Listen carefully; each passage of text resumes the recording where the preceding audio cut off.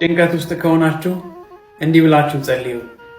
እናታችን ማርያም ሆይ ሰላም ላንቺውን እያል እንሰግድልሻለን፣ እንማልድሻለን። ከክፉ አውሬ ታድኝን ዘንድ ተማጽነንብሻል። ስለ እናትሽ ስለ ቅድስት ሐና ብለሽ፣ ስለ አባትሽ ስለ ቅዱስ ኢያቄም ብለሽ ድንግል ማኅበራችን ዛሬ ባርኪልን። አምላክን በድንግልና የወለደች የእመቤታችን የማርያም ጸሎት። ማርያምን ማለች፣ ነፍሴ እግዚአብሔርን ታላቅ ታደርገዋለች፣ መንፈሴ በመድኃኒቴ በእግዚአብሔር ደስ ይላታል፣ የባሪያይቱን መዋረድ አይቷልና። እነሆ ከዛሬ ጀምሮ ትውልድ ሁሉ ያመሰግኑኛል፣ እርሱም ብርቱ የሚሆን ታላቅ ሥራን ያደርጓልና።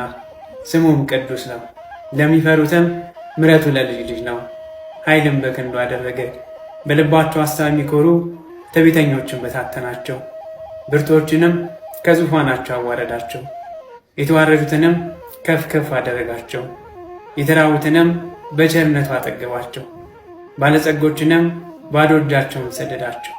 ምሕረቱን እንዲያስብ እስራኤል ባሪያውን ተቀበለ፣ ለአባቶቻችን ለአብርሃምና ለዘሩ እስከ ዘላለሙ ድረስ እንደተናገረው። አሜን።